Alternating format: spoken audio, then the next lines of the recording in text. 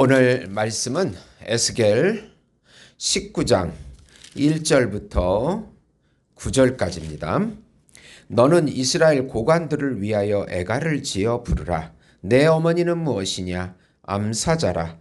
그가 사자들 가운데 엎드려 젊은 사자 중에서 그 새끼를 기르는데 그 새끼 하나를 키우매 젊은 사자가 되어 먹이 물어뜯기를 배워 사람을 삼키매 이방이 듣고 함정으로 그를 잡아 갈고리로 꿰어 끌고 애굽 땅으로 간지라.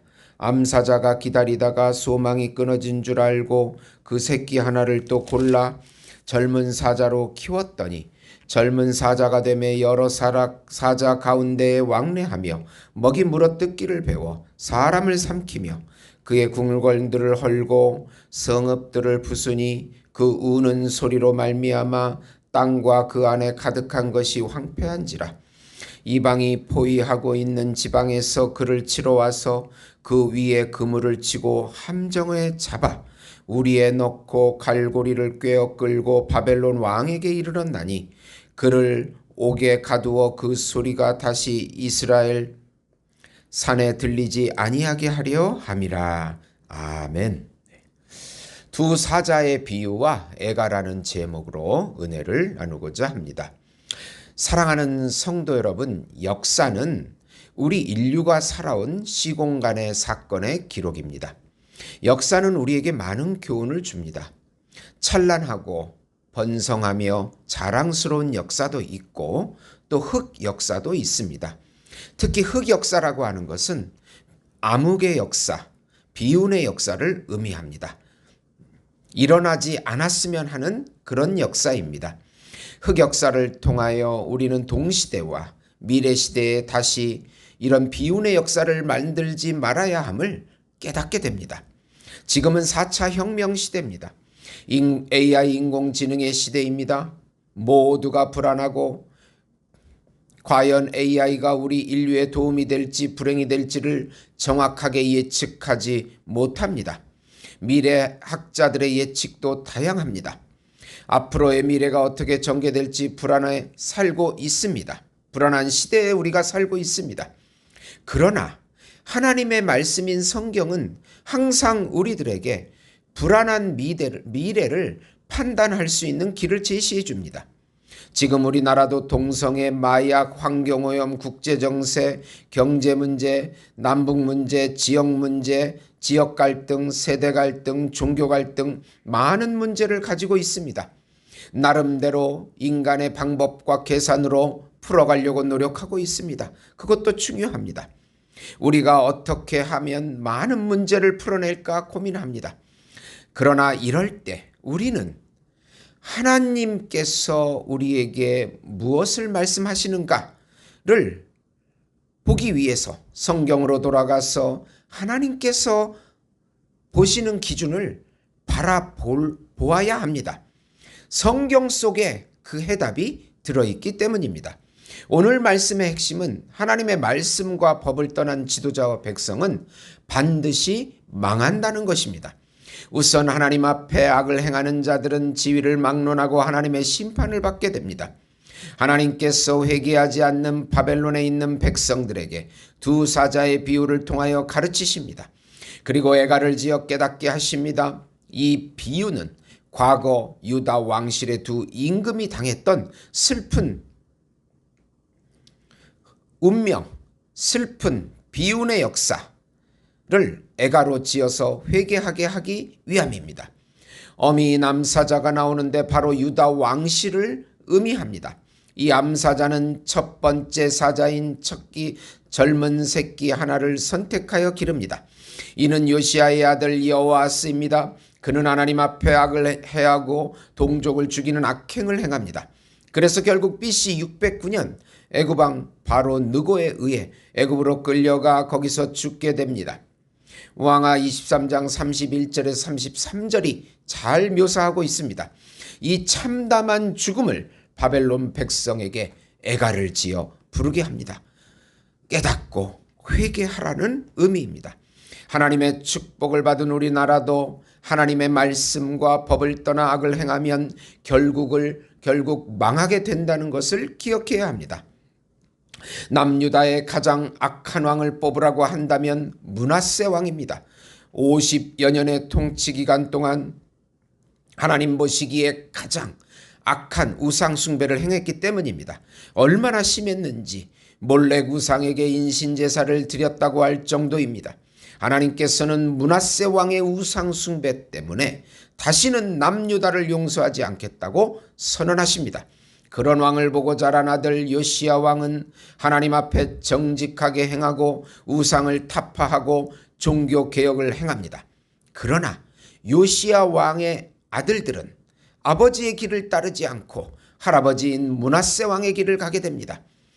그 흑역사를 보고도 그 길을 쫓아가게 됩니다.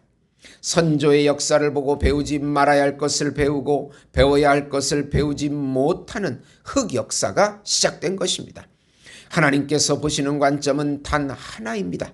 하나님을 올바르게 섬기고 하나님의 말씀과 법에 순종하느냐 아니냐입니다.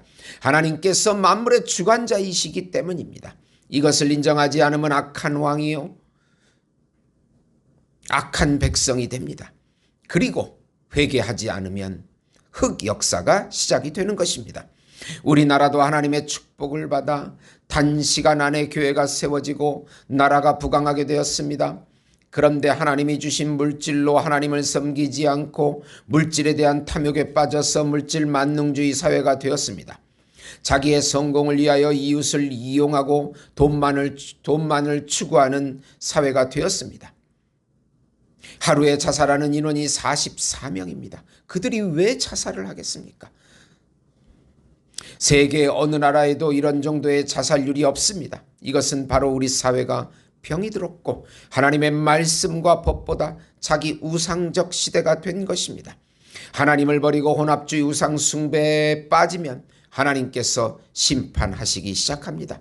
지금 그런 심판의 현상이 나타나고 있습니다. 더 강한 심판이 오기 전에 깨닫고 회개해야 합니다.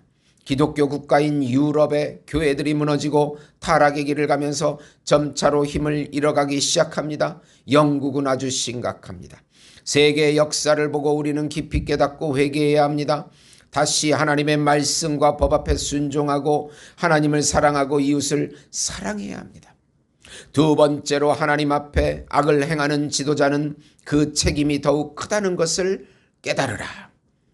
두 번째 사자 비유가 나옵니다. 유다 왕실인 암사자는 두 번째 젊은 사자를 골라서 키웁니다.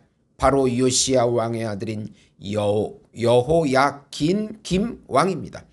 여호아스는 애굽에서 죽고 여호아김 그 다음에 여호야긴 왕으로 이어집니다. 여호야김 왕 또한 선대의 흑역사를 보고도 깨닫지 못하고 하나님 앞에 악한 짓을 행하게 됩니다. 궁궐들을 헐고 성읍들을 부수고 백성에게 악행을 행합니다. 결국 바벨론 2차 침공이 있는 BC 597년에 바벨론에 사로잡혀 가게 됩니다. 역대하 36장 6절입니다. 그의 아들이 여호야긴 왕인데 이 왕도 석 달을 통치하다가 바벨론으로 끌려갑니다. 두 사자의 생포 비유를 담은 애가를 통해 과거 일을 상기시키는 것은 엄정한 심판 후에도 계속 회개하지 않는 바벨론에 있는 유다 백성들에게 경각심을 주고 회복시키기 위한 하나님의 의도가 있는 것입니다. 지도자의 타락은 나라를 망하게 하고 더 큰 하나님의 심판을 받는다는 사실을 꼭 기억해야 합니다. 우리나라 대통령들이 대체로 불행한 종말을 맞이하는 것을 볼 때 더욱 우리는 하나님의 말씀과 법대로 통치하는 지도자들을 뽑아야 하는 것입니다. 두 사자의 비유를 통하여 애가를 지어 바벨론에 끌려간 백성들에게 부르게 한 이유가 무엇입니까? 바벨론에 있는 유다 백성들이 회개하지 아니하고 하나님을 원망하고 하나님을 불신하고 조상들을 원망하기 때문입니다. 하나님의 말씀과 법에 자신을 살펴보지 않고 자행자지하고 교만하고 하나님을 불신하기 때문입니다. 참 선지자인 에스겔 선지자에게 하나님의 참 말씀을 대언하고 돌아오라고 선포하고 있습니다. 거짓 선지자의 말을 듣지 말라는 것입니다. 결국 하나님의 말씀을 듣지 않으면 망하게 될 것이라고 선언하십니다. 바벨론에 끌려간 지도자들은 여호야킨, 마지막 왕인 시드기야입니다. 이 세 왕들은 하나님의 말씀을 듣지 않고 자기 마음대로 통치했기 때문에 본인도 망하고 나라도 망하게 되었습니다. 그들의 그릇된 통치를 인하여 많은 유다 백성들도 타락하고 포로록 끌려오게 된 것입니다. 그리고 본국에 남아있는 많은 백성들이 죽게 되었습니다. 한 나라가 올바르게 서려면 하나님의 말씀과 법에 순종하는 올바른 지도자가 나와야 하는 것입니다. 우리나라도 올바른 지도자가 나와서 이 4차 혁명 시대를 이끌어가야 합니다. 하나님을 두려워하고 하나님을 신뢰하는 지도자가 나와야 합니다. 그리고 하나님의 말씀과 법대로 통치해야 합니다. 자기의 사익을 추구하고 자기의 사당을 만들어 자기 마음대로 통치하는 지도자는 나라와 백성을 망치는 지도자입니다. 우리나라가 혼란한 것은 바로 이런 문제입니다. 4차 혁명 시대를 바르게 이끌어갈 지도자, 통일 시대를 맞이해서 통일을 이끌 지도자, 영적인 음란에서 구할 지도자, 북한에 다시 무너진 삼천교회를 세울 지도자, 하나님의 말씀과 법에 전적으로 순복하는 지도자, 이런 지도자가 나와서 우리나라를 기독교 국가로 이끌어가고 선진국의 대열에 들어갈 수 있도록 우리는 기도해야 합니다. 마지막으로 과거의 흑역사를 통해서 현재 우리들의 영적인 상태를 회개하라. 우리들은 항상 과거의 역사를 교훈 삼아서 반성하고 자신의 길을 회개하고 고쳐나가야 합니다. 하나님의 은혜로 축복받은 우리나라가 왜 지금 쇠락의 길을 가고 있는지를 깊이 깨달아야 합니다. 회개하고 돌이켜야 합니다. 지도자뿐만 아니라 우리 모두가 회개하고 돌이켜야 합니다. 하나님의 말씀과 법으로 다시 돌아와야 합니다. 지도자들과 백성들 모두가 회개하고 돌이킬 때 우리나라도 살고 우리들도 살고 우리들의 후손들도 살게 되는 것입니다. 지금의 우리나라를 보면 참으로 안타까운 현상이 나타납니다.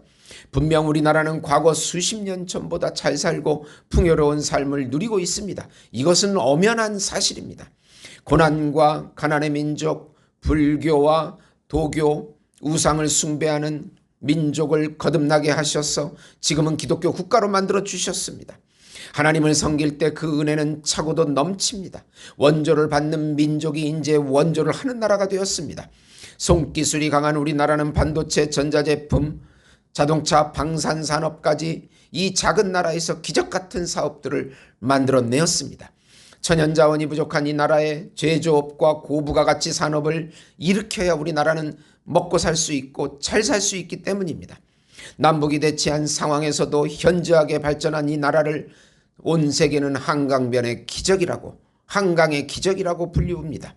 그런데 지금은 이 은혜를 유지하지 못하고 성적으로 타락하고 인구 문제도 심각해지고 도농 간의 격차도 심각해지고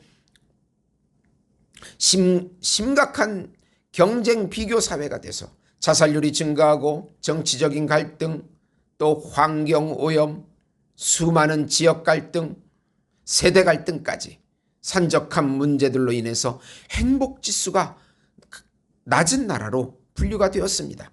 헬조선이라고 불리울 정도입니다.